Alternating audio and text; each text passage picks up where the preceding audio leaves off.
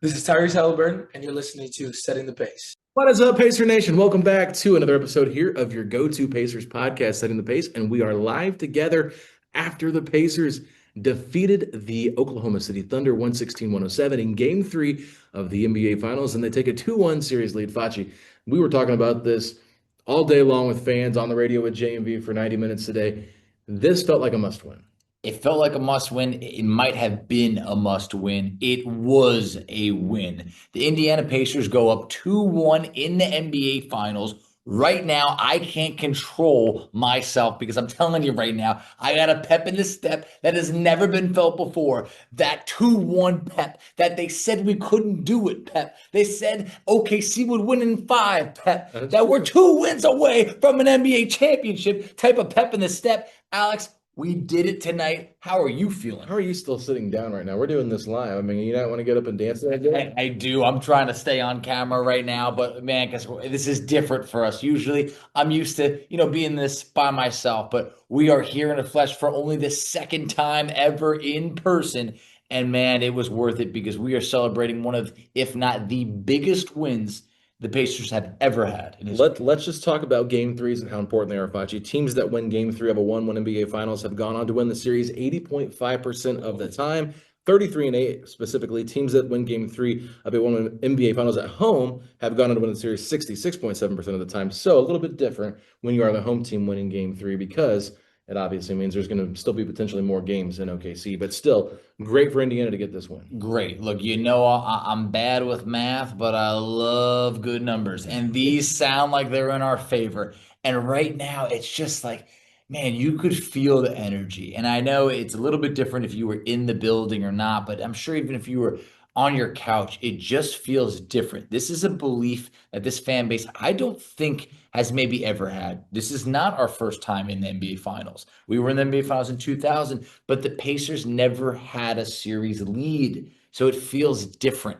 Right now, being in the building, being around, Gainbridge tonight, you could feel the energy. You could feel it before, but it was a little bit of nervousness. Now it's more being hopeful that we can win an NBA title. It really does, but we really need to talk about this game, and there's a lot of things we can start off here with, but I think the person that deserves the most praise from anybody in this game tonight is Benedict Mathurin. He led the team in scoring, Facci, 27 points off the bench. Talk to me about what you saw from Mathurin tonight. Well, 27 points off the bench, to put it in perspective, it's the most points off the bench in an NBA Finals since 2011 when Jason Terry was cooking.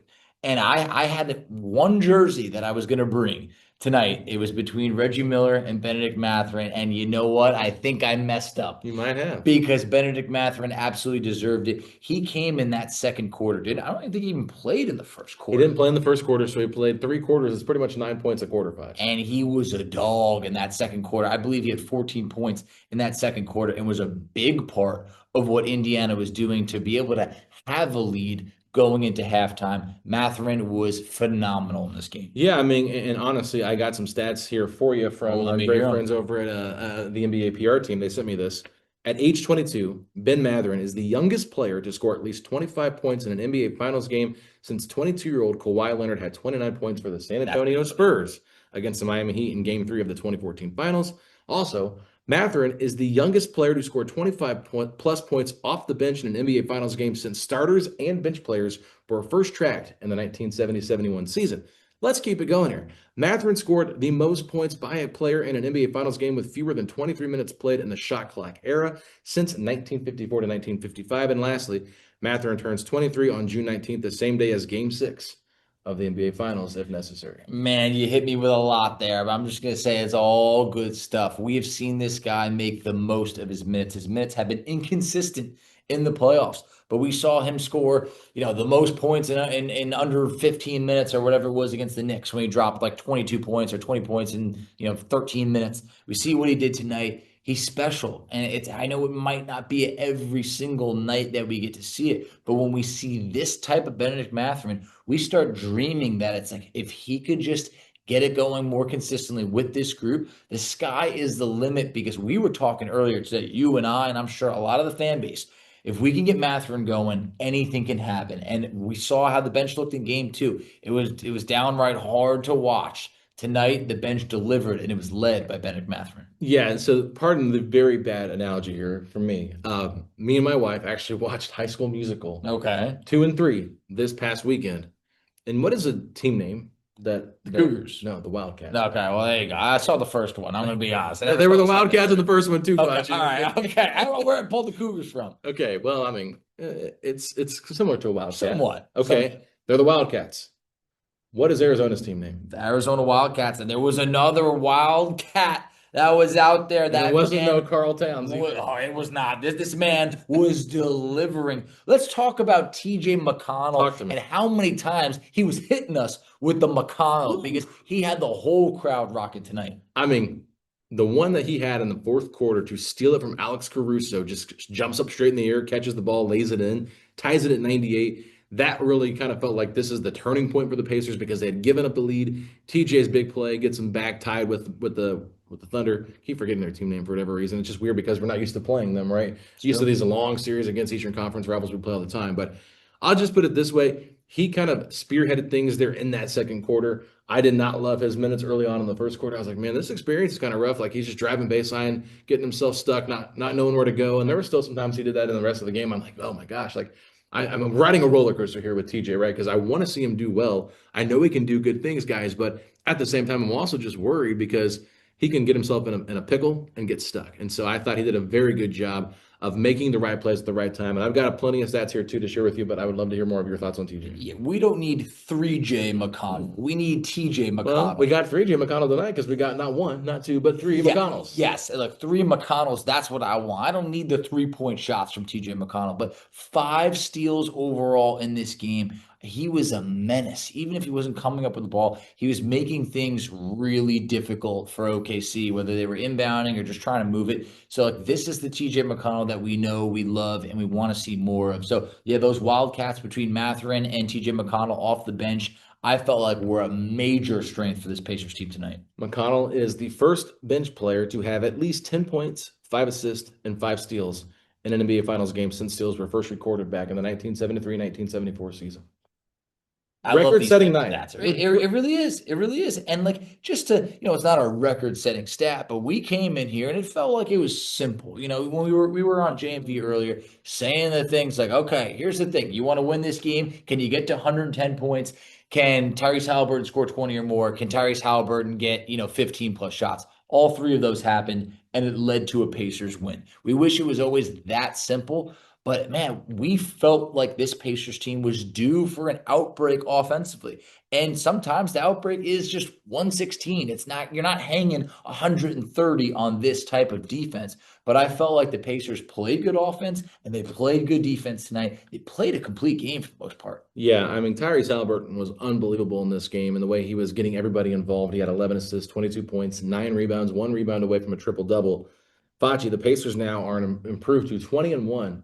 When he has 20 and 10 in a game, when you include the playoffs and the regular season. I mean, when he plays at that level, it's hard to beat the Pacers. And you could tell he was a totally determined player after what he did in game 2. Now, we're gonna have to talk about this because we only have a day in between games, right? Yeah, this is interesting. Yeah, so quick. I mean, it's a quick turnaround, but Haliburton has not been able to string these type of performances together in back-to-back games. So that does make you a little bit worried about what he does in game 4. But I think if he kind of wants to buck the trend, now would be the perfect time to go out there and prove to everybody, I am a superstar level player. Look what I just did in back-to-back games to protect my home court and give the Pacers a 3-1 lead. This is exactly what happens. Every time we get the respect, it's the follow-up that's sometimes the unfortunate event. So right now, tomorrow, when you guys wake up and you're listening to this and you turn on ESPN, if you're still into ESPN, you know how it is sometimes. They're going to be giving us a lot of praise. And on a night like tonight, Tyrese was 9 of 17 from the field, 4 of 8 from 3. The floater's looking good. I don't want him to go away from it. We talked about coming into this series, 12 assists, 8 turnovers. It's not like him. What he did tonight was moving the ball a lot. But I love the fact that, like, hey, yes, they were, picking him up, in the backcourt and right when he crossed half court. But he would have quick passes to then be able to come around screens and get the ball back and be able to make something happen with it. So I felt like Tyrese really battled through that. Rick was able to find some things to be able to get Tyrese just free just a little bit more. And this is the Haliburton we know, we love. It didn't have to come down to a last shot, but I said it before, I'll say it again. OKC has not been ready for a fight. When things get close, it's the Pacers time and time again that are punching back. And when we're punching back, they're telling the mothers on us. All right. They're running, they're hiding. And we're standing there planting our feet saying, we're going to do whatever we got to do to force a turnover, hit the free throws at the end, get the stops, whatever it is. Indiana is coming up with those opportunities late in the game when OKC has not been able to close us out when it gets close. Let's talk about the guy that I think really changed the game for Indiana from the start of the tip-off. Andrew Nembhard. Andrew Nembhard had another defensive masterclass against another superstar. Look, Jalen Brunson in Game 6 was so rattled by Andrew Nembhard's defense, ends up headbutting him. On the very first play of the game, Andrew Nembhard is in SGA's grill, causes SGA to push off and gets a first foul to start the game. And that set the tone to me. I thought, Andrew Nembhard is here to play tonight. I know the Pacers ended up losing the first quarter by 8 points, but you felt very good about the way they came out energetically and just getting energetically. I don't know if that's a word. With a lot of energy, excuse me. They were energetic, excuse me. And I was just blown away by the way that Nembhard kind of set the tone defensively because he made SGA work. And look, after the game 2, Rick Carlisle said, we know SGA is going to get 34 points. That's just how it is. We got to, figure out what to do. 24 points tonight, Facci, but not just 24 points, 24 points on 20 shot attempts. I just think Andrew Nembhard, and now I will give Ben Sheppard a little bit of credit too. Ben Sheppard did guard SGA at times because Nembhard did get in foul trouble, but I thought Nembhard completely locked up SGA and made him work for every single shot that he got. He had to work. I mean, look, you might see 24 points. If you've watched any SGA on the year, he ain't going less than 30 really ever. So to be able to, I think this was only the second time in the playoffs that he's had either less than 30 or anything even close to that, but 24 points. That is so unlike him. And like you said, 24 on 20 shots. I mean, that's gross. So yeah, you'd have to go back to, he's only had 2 games in the playoffs less than 31 points. Yeah. And the only other one was the blowout against Minnesota where they were down so early that they pulled the starter. So this was a really good performance defensively from Andrew Nembhard. We needed him locked in. It's not always going to be the sexiest thing on paper offensively, but if you can have to force SGA to work for everything, it's going to make a big difference. And I felt like early on, he was not able to get it going. SGA really didn't have, I think he had maybe 6 points at the end of, I don't know, maybe kind of towards the end of the first quarter. And that's a win because he could put up 6 in a matter of minutes. Yeah. And to me, like, I would have to go back and really rewatch the film because when you're watching the game live, it's a little bit different. It is harder. It is definitely harder. I just felt like they didn't really change too much in terms of their scheme defensively on how tight they were going above the screens and things like that. I think they just did a much better job of shading, not allowing him to split. We talked about this at halftime. Like, there was at least 2 or 3 times where we saw SGA get that split, and it was just like parting the Red Sea and going right down and getting into the lane. And I think those are probably like some of his easiest points. The other stuff, I mean, there was one play in the fourth quarter that I remember Pascal Siakam got switched onto SGA. He forces SGA into a step back too, right? Misses the shot. Pacers end up getting the rebound, kick it out to Haliburton. Haliburton then realizes Pascal is one-on-one with SGA, and SGA is trying to guard Pascal. Pascal seals him off down low. Tyrese kicks it up. He kind of shakes SGA. SGA kind of gets out of the way, and then Pascal gets an easy layup. I just think those type of plays were what were different in tonight's game versus the previous game, because even that first quarter, you're down by 8 points, then you have a 12-point second quarter to go up by a 12-point differential second quarter to go up by 4. To me, it just felt like, wow, this is one of those things where the Pacers, like, getting up 4, putting up 40 points in the second quarter was huge. And then in the third quarter, they come out and they give the lead right back away. That hurt. The starters tonight were not great together, but it was the combination of Obi Toppin, Ben Mathurin, T.J. McConnell coming in and filling in the gaps. Ben Sheppard at times. Aaron Nesmith had his moments late in the game. Turner, as Rick Carlisle told us in the postgame press conference, is fighting an illness, more of like an upper respiratory thing. Said it was some kind of cold.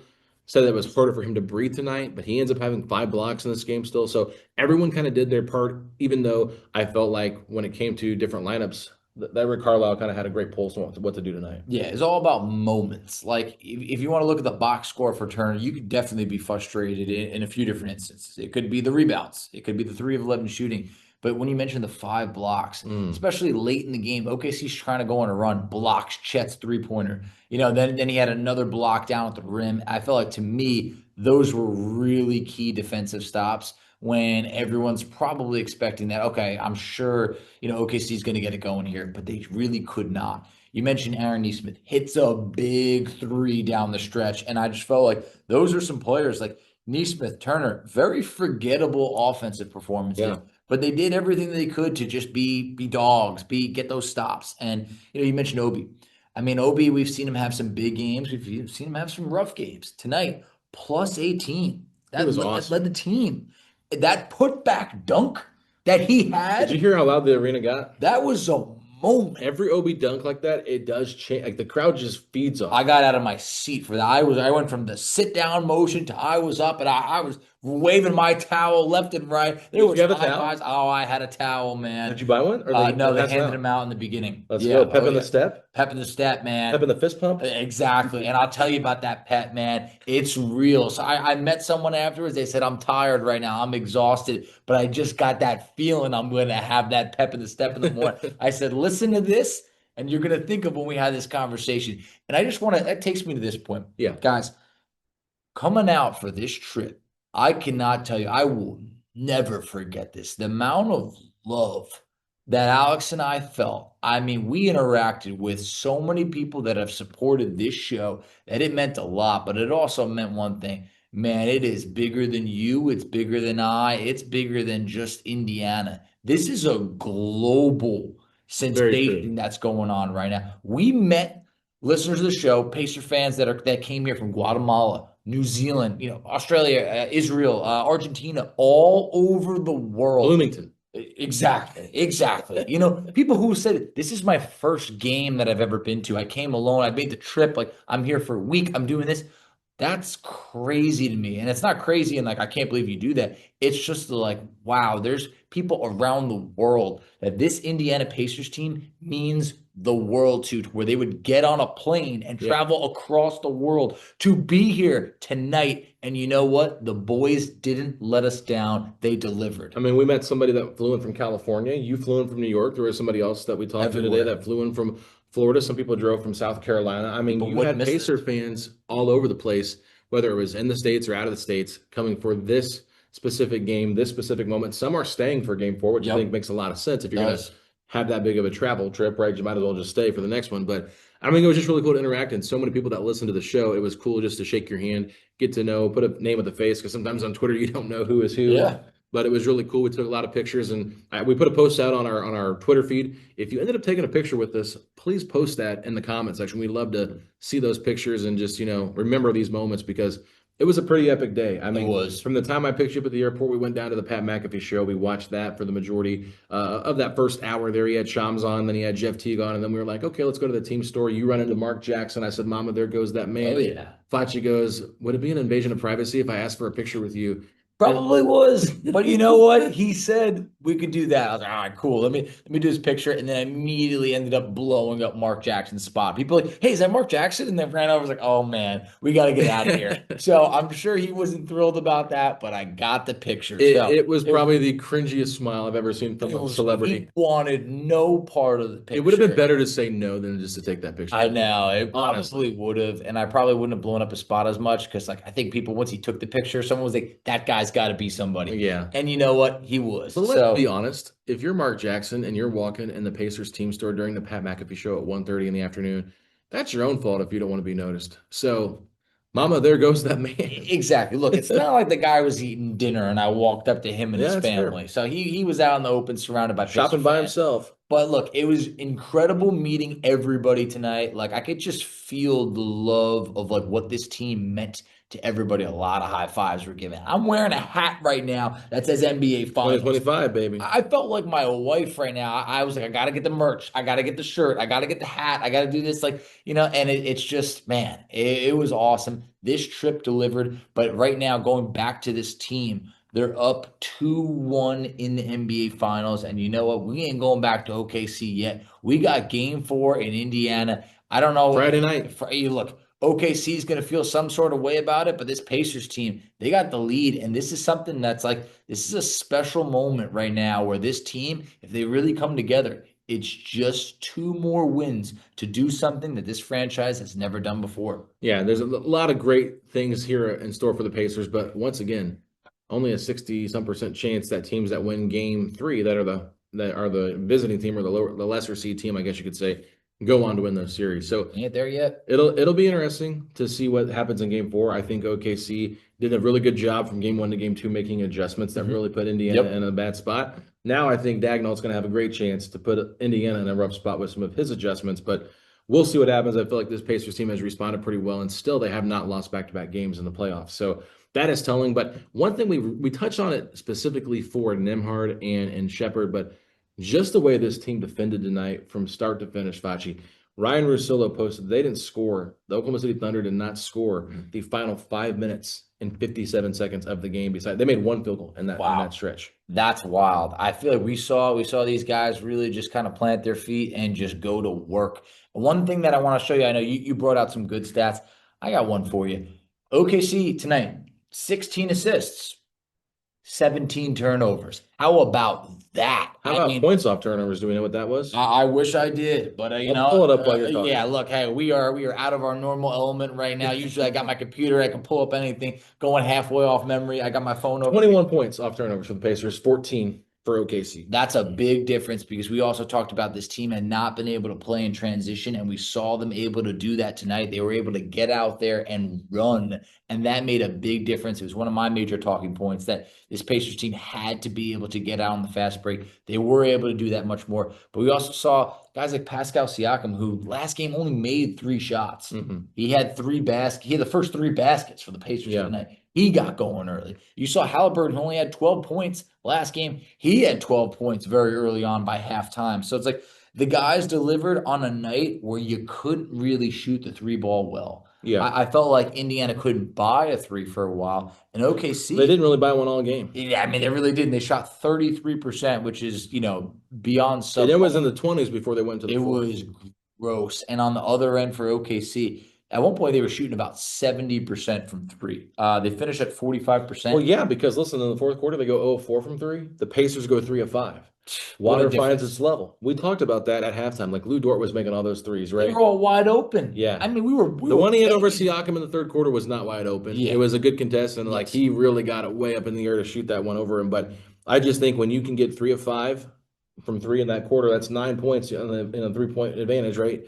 And then, of course, when it comes to 2-pointers, Indiana had 10 out of 16, where OKC had 6 out of 13. So you just had a better percentage there, too. I mean, the fourth quarter, Indiana dominated 32-18. Yeah, that is. But it was their defense. It was not just the offense, but it was the defense, and that defense generated offense. We saw, like I mentioned earlier, 20-something points? What did I say? I'm going to go pull this up. It was like 22, I think it was. 22 off turnovers.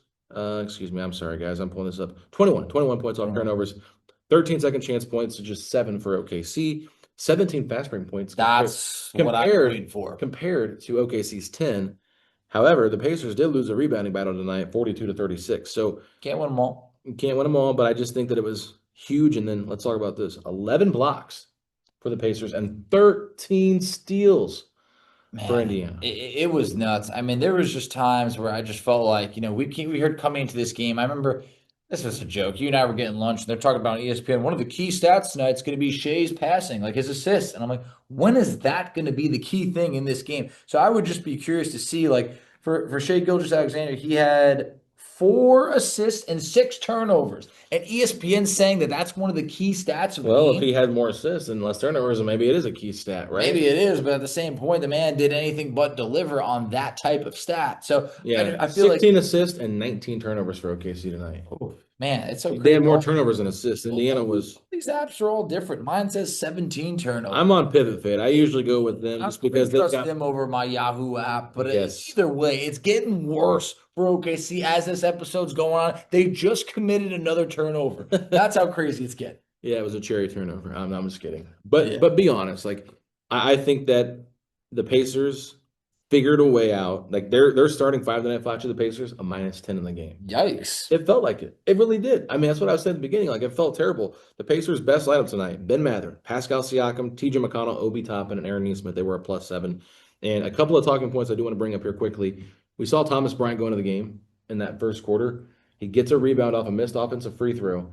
gets the ball knocked out of his hands. Very next play, he fouls. What does Rick Carlisle do? He pulls him out of the game. Mm-hmm. I mean, Rick Carlisle, I thought his rotations were crisper tonight. He did a better job of matching the matchups he wanted. It was pretty much, we were going to have Siakam out there to make Isaiah Hartenstein have to guard him out in space versus just guarding a Thomas Bryant. They didn't allow him to get comfortable out there guarding like a lesser player. No offense to Thomas Bryant, but he just cannot do what Pascal Siakam can do. And then Obi Toppin was just constantly moving around and just making things tough. I mean, look at the end of the box score. Chet had 20 points. You're thinking, oh, that's a pretty good game from Chet. Well, he had 12 in the first quarter. So he scored 8 points the rest of the game. And there were some big plays there in the end where Miles Turner ended up blocking one of his 3-point shots. Chet gets the ball back, drives on Miles again, and gets blocked again. Oh, yeah. I mean, this is the first time, according to those stats that I pulled up earlier, the first time ever in a game in the finals where you've had a guy have 5 steals, TJ McConnell, and a guy have 5 blocks. Records left and right, things that have never been done before. It's classic Pacer basketball. You're starting to see things that haven't been done in 50 years or ever. But there was one rotation that I didn't like. And that was at the end of the third quarter that almost had me shook to my core when the Pacers got outscored by 7 points at about a 52-second span. I think it might have been Miles and 4 reserves. And then things weren't going well. Tyrese was out. They ended up bringing in like Nesmith and so it was like Nesmith, Turner, and a couple of reserves. And it went from the Pacers having a lead to all of a sudden, I think they trailed by whatever it was, like 6 points or whatever it was going into the fourth. Mm-hmm. That had me really nervous, but fortunately it didn't last too long, and Indiana was really able to kind of buy time in that early fourth quarter before we were able to bring in, a Siakam, Tyrese Haliburton to really kind of get things back on track. And obviously we know how that fourth quarter went. Yeah, and I mean, I think Benn Mathurin was terrific in the fourth quarter. Facci, 10 points in the fourth of his 27. So he had 17 going into the fourth, but he just hit some big shots. Second and fourth quarter, he was huge. I mean, I think it's 24 out of his 27. Yeah, he was awesome. He was incredible in this game. And like I said, he really only played those 2 quarters too, because he only played 23 total minutes in the game. So pretty interesting there. Obviously the Benn Mathurin game tonight. So not gonna, expect that again. I think that'd be kind of unrealistic, just because how often are we expecting Mathurin to put 27 points up in a playoff game and shoot that well from the field? Probably not as much. They're gonna probably pay a lot more attention to him, try to find ways to stop him if he's in the game. Now you got to counter that. I think that's going to be one big adjustment we see. But one thing I want to bring up from OKC, Jalen Williams led them in scoring tonight with 26 points. I don't know if that's going to be good for them. Jalen Williams. -9. Yeah. And he was on the floor in 36 minutes, 9 of 18 from the field. So he didn't shoot the ball terribly, but he did shoot bad from the free throw line, just 63.6%. But he shot 50% from 3. He shot, 50% from the field. So he had a 50-50 game going in terms of the good stats. But I just felt like we haven't really seen a Jalen Williams breakout game yet. Was this his breakout game? And how often are we expecting him to put this type of performance up? Yeah, that's a very good point, because Jalen Williams, this was definitely his first good game. But I got something good for you. Game 2, Pacers didn't go well for them. Big reason why: OKC's bench dropped 48 points, outscoring the Pacers by 14. Game 3, OKC's bench only scored 14. Yeah, they had 18. 18, I'm not a math guy. Yeah, look, I've got it here where it just says bench points. It's 18, but still, it's easier for you. I'm adding it in my head over here, looking at the box score. Math. But look, here's what I'll tell you. Sales. Look, I'm a sales guy. But look, Alex Caruso, who had 20 points in game 2, 8 tonight. Aaron Wiggins, I said it and I meant no disrespect. It's not disrespect, it's the truth. Guy had 18 in game 2, but he had 3 in game 1. So to me, I went, okay, that's probably not going to happen again. He had 0 tonight. So averaging 7 points a game now. Yes, exactly. So it's like, look, I'm not going to say it's a fluke, but I'm going to say, look, that man ain't going to be putting up 18 consistently. So I feel like Indiana was able to withstand some of those reserves that OKC really had to go off. And I feel like we saw Lou Dort hit 4 threes. 3 or 4 of them were wide open threes. So those are some big pieces for OKC that really didn't deliver. You already talked about the difference in Chet's first half versus second half. I feel like Indiana, this is what Rick does.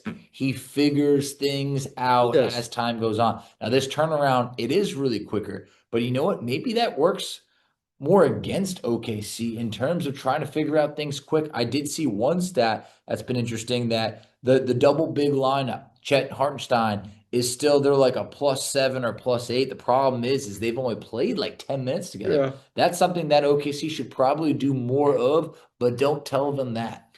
Well, I thought it was interesting too when they did go to that double big lineup tonight. What did Rick do? He countered with Siakam and Toppin. Yep.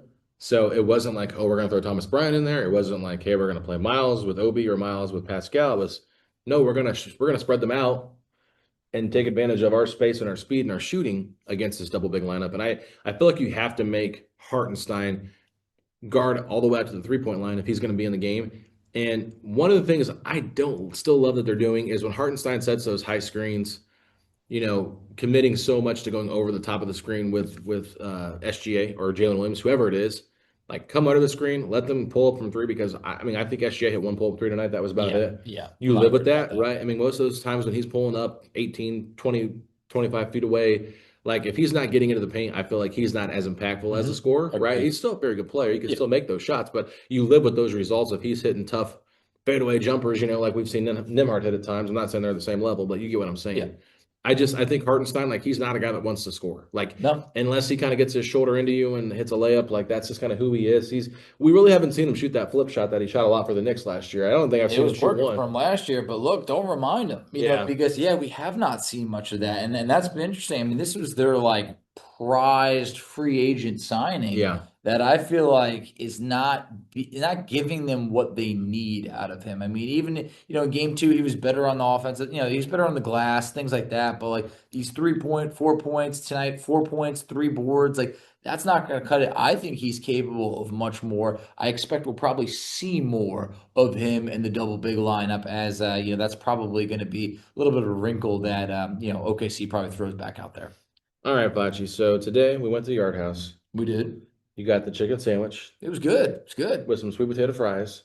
Solid. And a water. What'd you think of that meal? Hey, I thought it was good. No bad reaction. I'm not going to give you too many TMI out here, but just tell us if you like the food. Look, it was great. I'm trying to get your Indy experience. Yes, what would you rate this? It was great. I also had a 10 out of 10. I mean, look, 8 out of 10. It was very good. It was very good. For improvement. I think it was between an 8 and 9. Okay, good score. What's a 10 out of 10 these days? But I also think this. I had a very good barbecue pulled pork sandwich at the game. It was great. Where'd you get that at? I couldn't tell you, man. Was it on the main concourse? Yeah. Okay. Mm-hmm. But I was just going in, made the mistake, no napkins, kind of had a, kind of wipe it on the back of the pants type of thing. Oh, and you still got those pants on? Yeah, I still got, what am I going to do, Bathroom. Eventually, the hands were washed numerous times tonight, but in the moment, I couldn't get up. I wasn't going to miss the game, especially the start of the game. But, good food, great people. What about your experience with JMV? What'd you think of that? That was really cool. How was that Michelob Ultra? It was all right. I was saying it right? Michelob Ultra. Yeah, it was all right. I had one. JMV probably had 10, maybe more. But you didn't even have one. Did you finish it? Yeah, I did. Okay. I finished one, but it was like I was so thirsty out there. I needed something. He was, hey, grab a beer. I was like, all right. But hey, he made fun of me because I don't drink, right? Like, he doesn't know me personally. He's just like, I think that's kind of weird. I'm like, what if I was an alcoholic? I'm not. Yeah. Like, what if I was a former alcoholic? I mean, never want to push on that. No, I just thought it was funny. He was like, I don't know how he's functioning over here. I was like, dude, I've never drank in my life. I don't know what it feels like to be like, I'm doing great right now. I drink sparkling water at Yard House with my wings and fries. So, that was my buzz with a little bit of fizzy water. Hey, there was a fizz in there. I was out of breath after we ate that, and I had to walk around everywhere, get my credential, go back to the car and get the backpack and get all of our chargers and stuff like that. I mean, it was a busy day for us. It was a busy day. It was a long day. I got up at probably 5 a.m. I didn't get much sleep in between, with my kids. Too much pep in the step? There was a lot of pep, but I'm telling you, that pep's going to get me through tomorrow. I mean, think about this. What time are you leaving tomorrow? I'm leaving, I'm probably going to go to the airport like 9 a.m. That's not too bad. Nothing bad at all. So, but what I'm going to do is this. I'm gonna open up the blinds in the hotel, man. I am, and I'm gonna look outside, and I'm gonna see people with the pep in the step, walking around that air, man. It's going to hit a little bit differently. It's going to be crisp. When you're waking up tomorrow, it might not be Friday, but it's going to feel like it because the Pacers are up 2-1 in the NBA Finals. And I'm telling you, there's not going to be enough content you're going to be able to get on this team because you never want this type of run to come to an end. All right, Facci, as we wrap it up, let's give our player awards out quickly. Who do you have for the MVP of tonight's game? I think Benedict Mathurin, you got to give it to 27 him. points. This was a special performance, and he is absolutely deserving of it. All right, defensive player of the game. Andrew Nembhard made things tough. He made things tough. And there was a lot of guys that deserve a tip of the hat. I mean, I feel like, Shepard gave some good minutes defensively. Ben Mathurin gave some good minutes defensively also. Like, Nesmith, does his, it's like, look, guys were battling tonight. And obviously we talked about what McConnell did with the 5 steals. Feisty Foster Award. Yeah, exactly. Feisty Foster, it's 100% McConnell. Yeah, you can't argue that one tonight. That man was out of his mind. Yeah, our friends from the Uncontested, we were kind of listening to them before we came over here, and they were calling TJ McConnell the Great White tonight. So, hey, they're used to Alex Caruso being the Great White. Alex Caruso had a horrific game tonight for the Oklahoma City Thunder. I think it was like the worst when it comes to plus minus for them on the floor. Yeah, yikes. I also want to give a quick little shout out. Shout out to Zach, who ended up sitting like 2 seats over from me. One of the last things he said, Zach, if you're listening to this, I know you said you tuned in also, so we appreciate you. He said, man, a lot of feisty Fosters tonight. And I said, yes. Who else was he thinking? I mean, he was probably just thinking, like, look, Turner on the blocks, Nembhard, like there was numerous guys that would qualify for this. A hard award to give out, but it's deserving to go to TJ McConnell. Clutch player of the game, who would you give that to? That's a tough one. I had a hard time with that one tonight. Nesmith hit a big 3 down the stretch. He really did. That was kind of the 3 that made me be able to breathe a bit. But I felt like that was probably one of those that was like, I'm looking at some stats right now, and I feel like that's the one that really kind of comes to mind as to where I felt pretty good about it. So Pacers closed out the 4th on a 25-12 run. That's crazy. So it was 107-102. Nesmith hits a 3-pointer to stretch to 8 points. To me, I felt like that was really big. In my mind, once that lead went to 8, I felt like I was like, okay, unless this is a meltdown, Pacers probably got this one. Let me just tell you about this run real quick because I thought this was really interesting. 25-12 run, like I just said. Ben Mathurin had the most points in that run with 5. You had 5 from Mathurin, 4 from Siakam, 4 from Nembhard, 3 from Haliburton, 3 from Nesmith, 2 from McConnell, 2 from Toppin, 2 from Turner. That's the definition of Pacers basketball. That is Pacers basketball. That is strength in numbers. So I don't really feel like there was a clutch player tonight. I think it's just a team. Like, it's just like... How many guys had clutch up? You talked about the Obi Toppin dunk that got you out of your seat. I feel like that kind of like sealed it. And he got smacked in the face by Lou Dort, and that was a call to foul. Surprise, surprise. I know. Tyler Ford. Yeah, very inconsistent whistle tonight. Oh, my. Some of the fouls that were called were far from fouls. I mean, like, it was like really bad. So I didn't know what they were going to call, but at the same point, you know what? I would highly doubt that OKC is going to say they lost this game because of the refs. So I just think that this was a game that just kind of came down to, like, when it's close, I stand by it. It favors the Indiana Pacers. Yeah. So, ladies and gentlemen, this has been a lot of fun. All good things have to come to an end, though, at some point. So this podcast does have to end. We will not be in person. I don't know until when. I don't know. It's been 3 years, guys. If you listen, like I said, this is the second time. Are you coming back out for Game 6 to make it Game 6? Get the chance to win. Man. Like, I'd love to, but it could be hard. It could be hard. Who would hold you back? Your wife? Yeah, of course. Look, is she going to listen to this? She's probably going to listen to this. I owe her a Disney trip now, apparently, because I came out here and this money. I stuck her with the kids, and you know what? It was all worth. Didn't she get to go to the Taylor Swift Eras Tour concert? She did, and I'm sure she's going to listen to this. And what is Alex? Is she against me now? Look, guys, I love my wife. She took you to the movies and watch it too. I did. I know. Look, hey, I'm a good sport. I really am. If you guys are husbands, hey, do your part. I hit the team store. First of all, I guess now I can tell the story. Got the hat earlier and the shirt. You want to show them the shirt? And then you want to call a Cammy and go off screen and come back? I can distract. It's actually out in the car. It's in the car, yeah. Anyway, I got the hat. All right. I get a shirt. And then my wife goes, let me know when you go to the team store. I think I want to get a hat. And I was like, yeah, I'm going to go later. Later. Now I went, uh-oh. So I got ahead of it. I bought my wife a hat. I bought my daughter a Tyrese Haliburton shirt. You bought your son a jersey. And I bought my son a Tyrese Haliburton jersey. Let's go. Very limited supply for babies. I know. I have one the same. Just between Siakam and Haliburton, there was no one else. And the sizes were really limited. Like 12 months. It was pretty much just 12 months. That's what I have. I haven't put Fletcher in it. He's too small. My kid's got to grow into this Haliburton jersey. Hey, but it'll be great for next year's playoff. It's going to be great for like years to come and all. Probably years, but a while to come. But at the same point, you got 12 months. I got a couple of months. I'm thinking years months to come. Dude, I got years. Months. But at the same point, the whole family's coming back. Santa Foch over here. He's got some stuff for the family. This guy is a character, but I love that everybody wanted to meet him tonight. It was really cool. Thank Meant you, a lot, everybody. guys. Yeah. It really did. And Seriously. we did say, at least I tried to thank every single person for Oh listening. man, It really does mean a lot because it's like we're just two guys that like the Pacers, right? oh, that's it. That's it. We are no different than you guys. Like, You know what's really funny? I do think we need to share this story before we wrap it what up. you got? We were walking back to get my media credential after we ate lunch, and there was people like, "Hey, Alex Facci, so good to see you." Blah blah blah. You know, like being nice, meeting us. There were these two precious ladies. They're probably in their 50s. They're outside this patio eating dinner, and they go, "Oh, who are you? Are you guys famous?" And we go, "Well, no, not really. We just have a podcast." "Oh, really? What's it called?" And Facci has our Setting the Pace shirt on. He's like, "Setting the Pace." Yeah. And they're like, "Well, what's it about?" And we're like, "The Indiana Pacers." And they're like, "Oh, okay." And then she was like maybe like 5 blocks from the field house. Yeah. And she acted like she had no idea what was going on tonight. So I just thought it was hilarious. It was one of the funniest interactions. Lady, look around you. Like Everybody's in Pacers gear. What do you think? He's got a Pacers hat on. She's got the Pacers logo in the Setting the Pace shirt. I know. And the lady, maybe she was hammered. Maybe she had Who knows?